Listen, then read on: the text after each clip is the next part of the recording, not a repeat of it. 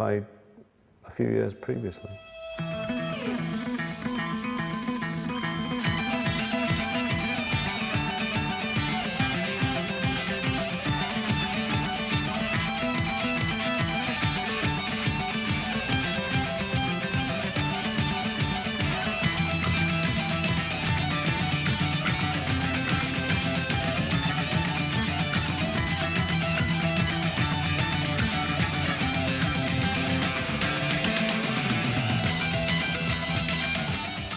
Like Bohemian Rhapsody, it's composed of various sections that are bolted together, each of which is as good as the last. I'm a bass geek, and I love the bass solo in the middle of it that Steve Harris executes in the high register. And it just goes on for so long and has so many thrilling parts.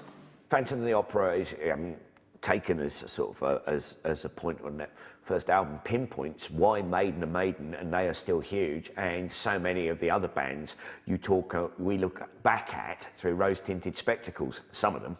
You know, like I said, there was a lot of shit that came through as well. There's a reason that Maiden are Maiden and Maiden are so big. It's because they were bloody good at what they did. You know, and for a band who had that kind of nascent anger of punk, they wrote catchy songs. At the end of the day, right, you're never going to make it as a band in any form of music unless you can write a song. The strange thing is, it's actually Dave Murray who was the architect of so much of what went on, because he just naturally plays bizarre guitar stuff. I don't think he just does it, and a lot of that stuff that was coming along. And then when you put that with Dennis Stratton, who was very much a musician and therefore able to kind of nail the harmonies and the harmonics that went into it, the music developed quite easily and quickly in that respect. There were so many good tracks on that album that you look back and think, well, it really encapsulated on a record the songs that Iron Maiden have been playing live for a couple of years and getting great attention across the country. And that's what they did. There's Iron Maiden itself, which is their anthem, which is a climactic way to finish any live set. The track that absolutely stands out for me is Iron Maiden, the original one. The original Iron Maiden's going to get you no matter how far, because none of us had any idea of how far that was going to be. And it was such a great song.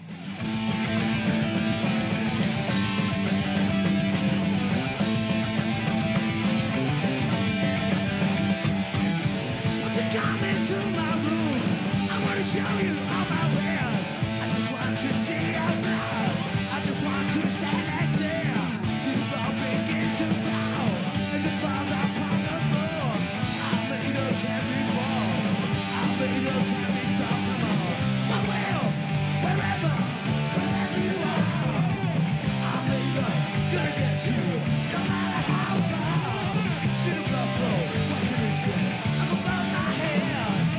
Our leader wants you, and you for dead. It was kind of like the icing on the cake, really, for the new wave of British heavy metal at that point. And Maiden didn't compromise, you know. I think that was really, really important. You know, they stood by their guns. They didn't write a whole slew of new material. It was still the old stuff they were playing from the old days, you know, transferred onto the old-fashioned 12-inch hunk of black vinyl, you know.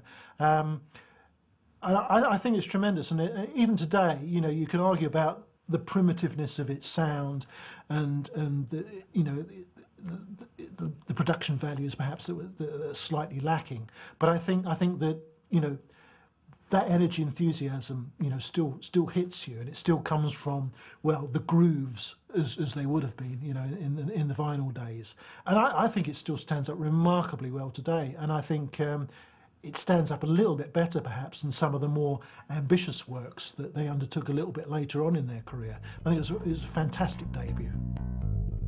1980 was to be the breakthrough year for the cream of the new wave of metal bands. With Maiden's success highlighting the commercial possibilities for the genre, several acts were signed to major labels, and acts such as Saxon, who had seen their debut albums fail commercially, were suddenly thrust into the spotlight with their follow-ups.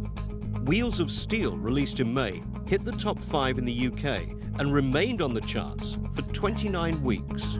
Wheels of Steel was the next big release, definitely, combined with a massive tour that would see them, I don't know, one night in Glasgow, the next night in Brighton, the next night in Llandudno. Really badly organised, but we're selling records, let's slap some dates on. Fantastic album, fantastic release. Did them the world of good, pushed them right up through the roof.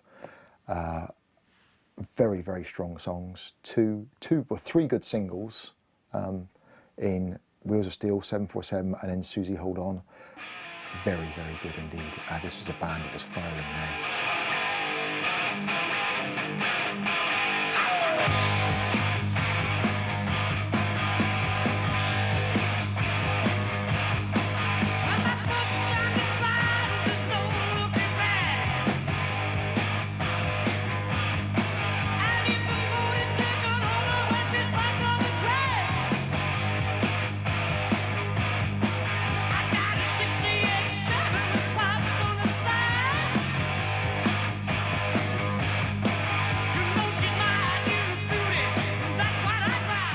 If you listen to the first Saxon album, those songs are quite a bit different from their Wheels of Steel album.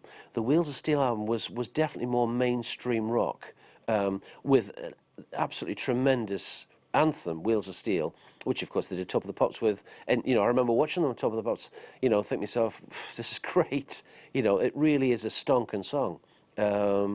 It's one of those songs if it's you daren't ride a motorbike and have it on the headphones, because you'd end up doing, you know, 270 mile an hour and driving into a wall, because you just drive faster and faster and faster. It's just one of those songs.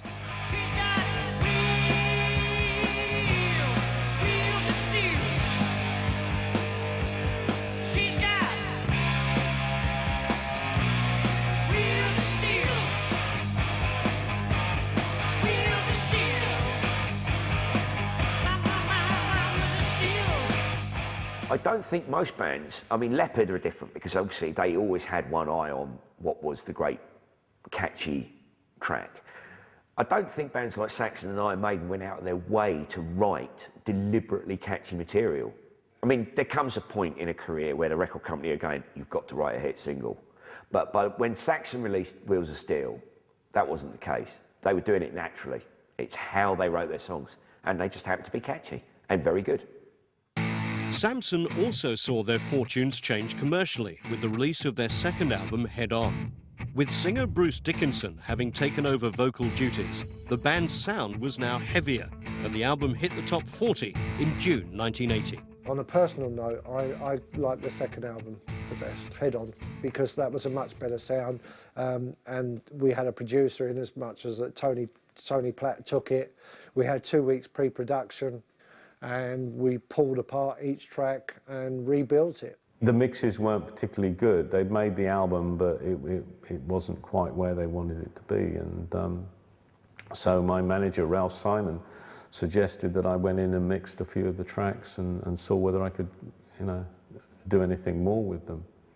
And the interesting thing actually was that I thought they sounded more like ZZ Top than you know, anything heavier than that.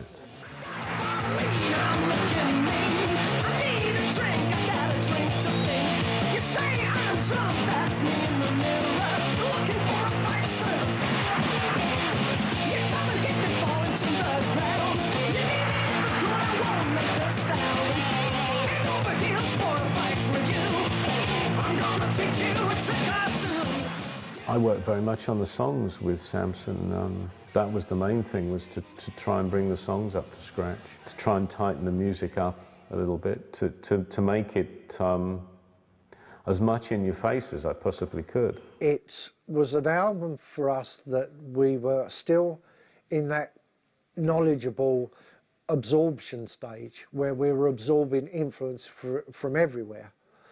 We were absorbing influences from bands that we were out on the road with, from the punk eras we'd spoken about, from the big bands that we'd all listened to. It was great to be able to get into a studio. I'd always liked people for their productions as well. I'd loved people like Brian Eno. The kind of stuff that he did within Roxy Music was experimental, and he was always pushing the boundaries.